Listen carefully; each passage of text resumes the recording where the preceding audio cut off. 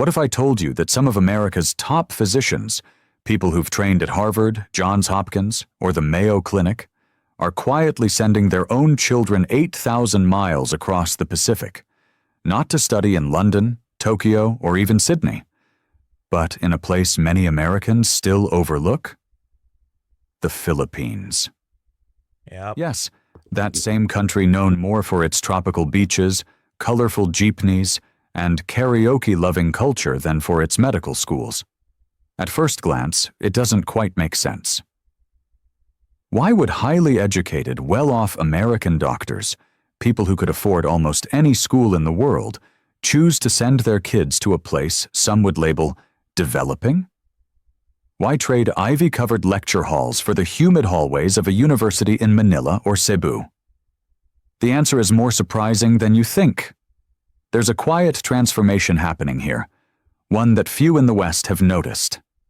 And it begins with a father named Dr. Stephen Miller. He's a trauma surgeon from Minnesota. Reserved, serious, trained in Boston. He doesn't smile much in photographs. The kind of man whose confidence walks a few steps ahead of him, not behind. For years, he lived in a world where prestige meant everything. Titles, publications, board certifications. But something shifted when it came time for his only son, Noah, to choose where to study medicine. At first, Dr. Miller pushed the traditional route, top-tier pre-med program, MCAT prep, an endless string of internships and interviews. But Noah wasn't thriving. Despite his intelligence, he was crumbling under pressure. The system, as Dr. Miller later admitted, wasn't built for people like Noah. It was built to weed them out. One evening, after another panic attack left Noah questioning if he was even cut out for medicine, Dr. Miller did something unthinkable. He took a walk alone in the cold Minnesota snow. No phone, no coat, just a head full of questions. When he returned, he opened his laptop and typed a phrase he never imagined he'd consider seriously. Affordable international med schools with good clinical experience. One of the first results? St. Luke's College of Medicine, Quezon City, Philippines. He scoffed at first, but curiosity got the better of him. He clicked. What he found surprised him. Not just the lower tuition, not just the American-accredited curriculum, but something in the testimonials struck a nerve. Students, many from the U.S., describing professors who knew their names, clinical experience starting in the first year. An environment tough, yes, but driven by empathy. A culture that didn't just teach anatomy, it taught humanity. Still, this was the Philippines. It couldn't possibly compare, could it? But then came the micro shock. Dr. Miller clicked on a student blog. A photo showed a young Filipino medical student cradling the hand of an elderly patient in a rural hospital. No gloves, no monitors, just eye contact and prayer. The caption read, "He had no family left, so I sat with him until he took his last breath." Noah walked in. Dr. Miller closed the laptop, but that image stayed with him. 2 weeks later, they booked tickets to Manila. Their arrival was nothing like they expected. The heat hit them like a wave. Taxis swerved like dancers in an unpredictable ballet. And yet people smiled at everything, at strangers, at mistakes, at delays. That same week, while touring the school grounds, a local professor asked Noah not about his GPA, but about who he wanted to help in the world. It was the first time anyone had asked him that. That is a good question. Most people forget why they want to become doctors or why they want to do anything in general. So that's should be the first question anyone asks, though. When you think about it, nowadays everyone's just fast, the best grades, best thing, everything, but they forget why they did it for. It's not just about the money. You did it to help people. Noah looked confused. Then he looked at his father. And Dr. Miller, the man who had spent decades performing surgeries in silence, felt something strange in his chest. Relief. They hadn't even enrolled yet, but somehow they both knew. Didn't feel pressure. Something here was different. What they would soon learn is that Noah was not alone. Over the next few months, more and more students from the U.S., some children of ER doctors, pediatricians, even medical researchers, were arriving at the same doors. Many had similar stories: burnout, academic anxiety, a longing for something more human, more grounded. And the Philippines, with all its imperfections, offered a surprising answer. It wasn't just about escaping the U.S. system. It was about rediscovering why they wanted to heal people in the first place. One evening, sitting at a tiny roadside eatery in Quezon City, Dr. Miller looked at his son, laughing with classmates from 5 different countries, half of them speaking in a mix of English and Tagalog, and thought about how different this was from his own training. He remembered the quiet hallways of his medical school in the U.S. The pressure, the competition, the exhaustion. And then he looked at Noah, eating fried chicken with his hands, surrounded by future doctors who seemed both exhausted and somehow happy. He didn't say it out loud, but in that moment, he knew.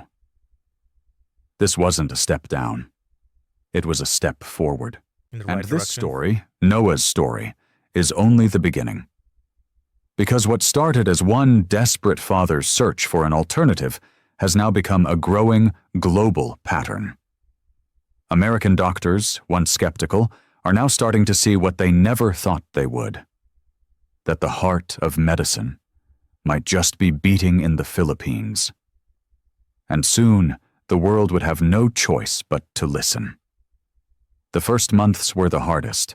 Noah had grown up in a town where winter lasted half the year, and everyone knew your business by the second cup of coffee. In the Philippines, everything felt foreign. The heat didn't just sit on your skin. It soaked into your bones. Tell me about it. Music at 7 a.m. Street vendors called him Kuya before he even understood what it meant. Brother. He missed home-cooked meals, quiet libraries, and the sound of snow crunching underfoot. But strangely, he never felt alone. It started with his classmates. Everyone's friendly over there. Some were Filipino, some Nigerian, some Korean. A few were fellow Americans. But in the lecture halls of that small, very diverse, determined university, titles disappeared. It didn't matter if your father was a big-shot surgeon or a small-town nurse. What mattered was whether you showed up, whether you cared. Noah started to care more than he expected. Their first anatomy lab wasn't just about memorizing muscles. It was about reverence. The cadavers were called silent teachers, and before they made a single incision, the entire class bowed their heads in prayer. It caught Noah off guard. In the U.S., such a moment might have been replaced by disclaimers or debates about faith, but here, silence meant gratitude, respect for the life that had once inhabited the body before them. Later that week, he called his dad. "They prayed before we opened the body," he said quietly. There was a pause on the line. "Did that feel strange?" "No," Noah said. "It felt right."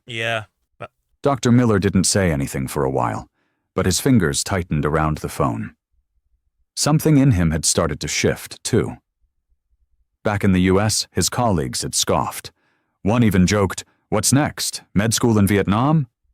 Another warned him about the potential risks, different standards, limited resources, language barriers. But Dr. Miller had seen the other side now. He had seen the human side. And that human side was growing clearer with every call from Noah. One story stood out. It was a rural rotation, part of the curriculum that sent students to the provinces. Noah had been assigned to a small town in Leyte, where the hospital had one ambulance, no CT scan, and intermittent electricity. On their first day, a pregnant woman arrived, bleeding heavily. The doctors were already stretched thin. Noah was just supposed to observe. But the lead physician turned to him and said, "Can you hold pressure here?" His hands shook, but he pressed down. 2 hours later, after an emergency delivery in a room with no air conditioning, the baby was alive. The mother was safe. The doctor clapped Noah on the back and said, Good job. "You did good, Doc." It was the first time anyone had called him that. Later, in his journal, Noah wrote, "I didn't feel like a student today. I felt like a healer." Back home, Dr. Miller read that line over and over. He began telling other parents. Quietly, at first. At church potlucks, hospital lounges, PTA meetings, not everyone understood. But some leaned in.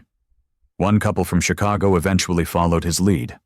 Their daughter, Ellie, would later become Noah's lab partner. Her story was different, but carried the same thread. In the US, she had been told she wasn't competitive enough for medical school. Her GPA was a fraction too low. But in Manila, her professors looked at her eyes, not just her scores. They saw her determination. They gave her a chance. Ellie thrived. And as more of these stories emerged, a quiet network began to form. American parents, many with medical degrees themselves, started sharing a new kind of wisdom. Yeah, because sometimes maybe you may not have the best grades out there. Maybe you may not be the richest out there. But if you can see in someone's face, like their eyes, that they want to be, like they're determined and they're going to do no matter what they can to do their best. As long as it's their best. I mean, if you're putting your best in something, that means your whole heart is in it, right? Sometimes here in North American Canada, they just look at the score. They don't look at someone's like heart. Like, does this guy or this girl really want to do this? Is she putting in the work? Is he putting in the work? Sometimes they're putting in the work, but it's just not getting it. And sometimes you gotta look like, okay, he obviously or she obviously really wants to do this because she could have gave up, could have quit and walked away, but chose to stay no matter what. That is someone who really loves what they do and will enjoy what they want to do and will enjoy helping people. Not found in rankings or glossy brochures, but in whispered testimonies and late-night emails. The Philippines wasn't just an affordable alternative. It was a place that taught compassion before credentials, grit before grades. It was messy, yes, sometimes chaotic, but it was also real. Noah, Ellie, and their classmates learned in hospitals where doctors made do with little, where one nurse might serve 30 patients, where IVs were held up by coat hangers. Yeah. But in that rawness, they found strength, ingenuity, heart. They learned to treat illnesses not just with medicine, but with presence, with patience. One of Noah's classmates, a Filipino named Marco, once told him, "Here, you can't hide behind machines. You have to look people in the eyes. You have to touch their pain." That stayed with Noah, and it started to spread. Every time Noah returned home for break, something about him had changed. He walked with more purpose. He listened more than he spoke. He even helped out at his dad's hospital one summer, and the staff noticed something different. "He's not just smart," one nurse said. "He sees people." Dr. Miller smiled. That was the difference. In the US, medical education had become a marathon of memorization, tests, and prestige. In the Philippines, it was a pilgrimage, not just toward knowledge, but toward character. Yeah. And for many American parents, especially those in the medical field themselves, that mattered more than ever. Because they weren't just raising doctors, they were raising humans. As the months passed, more American families followed suit. Slowly, quietly, but with conviction. They weren't rejecting American medicine. They were rebuilding it from the inside out, with values they had found overseas, where families brought home-cooked meals to the ER, where children called strangers ate and kuya, as if blood wasn't needed to create family. The Philippines, for all its noise and contradictions, had offered them something rare. A place where healing still felt sacred. And that was exactly what they had been searching for. There was a moment near the end of Noah's third year, a quiet, unremarkable Tuesday, when everything clicked. It wasn't during a grand surgery or a breakthrough diagnosis. It happened in the hallway of a public hospital in Cavite. He had just finished assisting in a delivery, sweat still clinging to the back of his neck. The hospital had run out of sterile gloves, and the ceiling fan was barely spinning. But down the corridor, he saw a young boy crying, alone, barefoot, holding a paper bag soaked from the bottom. Without thinking, Noah walked over, crouched down, and asked in slow Tagalog, "Anong pangalan mo?" The boy sniffled, What's your startled name? by the foreign accent. Then he answered, "Samuel Po." He was waiting for his mother, who had been wheeled in with what the triage nurse suspected was dengue. Oh, He didn't understand what was happening. He just knew she was sick, and he had been told to wait. So Noah sat beside him. 10 minutes. 20. A nurse passed by and smiled, surprised. A foreign med student, in scrubs still damp from a delivery, sitting cross-legged on the floor beside a patient's child. Not taking notes, not checking his phone, just sitting. Later, when the boy's mother was stabilized, Noah stood up. His knees ached, his stomach growled. But something inside him felt full. That moment would never make it onto his transcript. No grade, no evaluation. But that moment, more than any lecture or lab, solidified why he was there, why his father had sent him here. Dr. Miller visited again in Noah's final year. The school was preparing for graduation. Banners hung across the campus with faces from every continent: Filipino, Indian, Iranian, Chinese, very African diverse. American, Latino, all of them, doctors in the making. They toured the campus one last time, father and son. Near the small chapel by the front gate, Dr. Miller paused. He had walked this path before when he was full of doubts. But now everything looked different. Or maybe he was different. Yeah. Noah pointed out a corner of the courtyard where he and his classmates would meet for 5 a.m. study sessions. He showed his father the canteen where they'd once treated a janitor who had fainted mid-shift. He even introduced him to a Filipino professor who had become like a second mother to the group. Firm, warm, unforgettable. Dr. Miller took it all in. And then came graduation. It wasn't flashy. No orchestra, no celebrity speaker, just the soft hum of pride in the air, parents clapping, cameras shaking, tears barely held back. When Noah's name was called, Dr. Miller stood. And for a brief second, he wasn't the trauma surgeon. He wasn't the man who had been skeptical, afraid, even ashamed to admit they'd taken this unconventional path. He was simply a father. Proud father. A proud father. Yeah. And as he watched his son bow to receive his diploma, surrounded by classmates who had learned to thrive without excess, to care without ego, to heal without forgetting the human in front of them, Dr. Miller whispered something under his breath. "We made the right choice." Word started spreading faster after that. News outlets began profiling American students in Philippine medical schools. One headline read, "From Midwest to Manila. Yeah. Why future American doctors are choosing the Philippines." Another called it a quiet exodus from elitism to empathy. Medical forums buzzed. Guidance counselors took notice. And parents, especially those in healthcare, started asking new questions. Not, which school has the highest Step 1 pass rate? But, where will my child become the kind of doctor patients remember? And the answers kept leading back to one place. The Philippines. The Philippines. In the years that followed, Noah matched with a residency program back in the U.S., one of the very hospitals where his father had trained. There were hurdles, of course, extra paperwork, questions from interview panels. But Noah answered each one not with arrogance, but with stories. Stories of delivering babies without machines, of learning triage under flickering lights, of watching families gather around hospital beds to sing hymns for comfort, not cure. He didn't hide where he came from. He let it shine. And soon, the hospital took notice. Patients began requesting the Filipino-trained doc. Nurses said he didn't just do rounds, he connected. He remembered birthdays.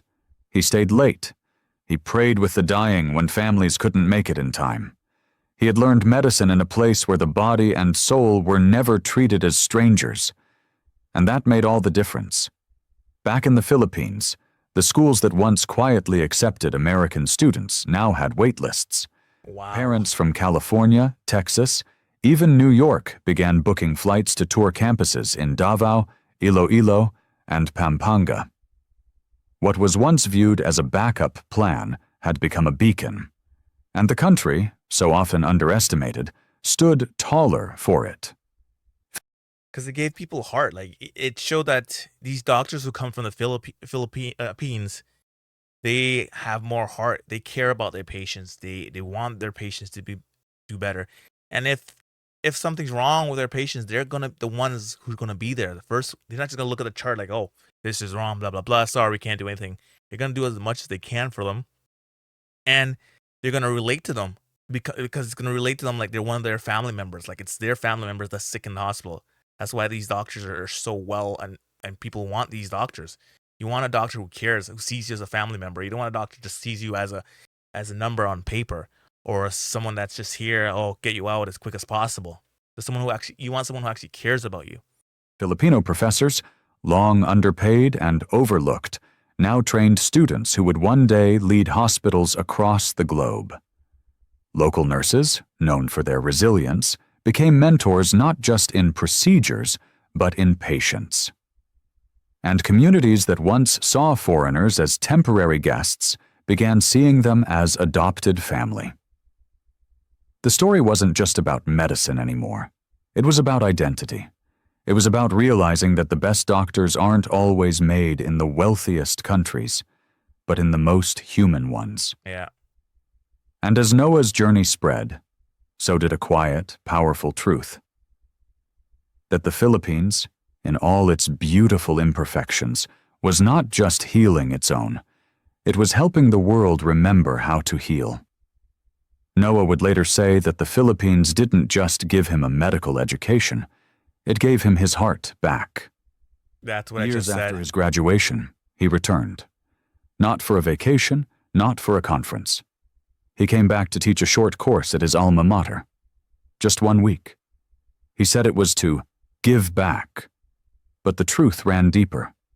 He missed the laughter of the wards, the smell of fried bananas at the gate, the way patients clasped your hand with both of theirs, as if saying thank you was never enough. He missed the nurses who prayed before shift change, and the janitors who remembered every student's name. In America, medicine had become faster, sleeker, more efficient. But in that speed, something precious was often lost. In the Philippines, that something was sacred. So he returned. And on his first day back, walking through the familiar gates under the August sun, he found himself surrounded by a new batch of students. Among them was a young girl from Ohio. She was shy, polite, and clutched her stethoscope like it was armor. She introduced herself nervously. "I think my dad mentioned you. He's Dr. Chang, from Cleveland Clinic?"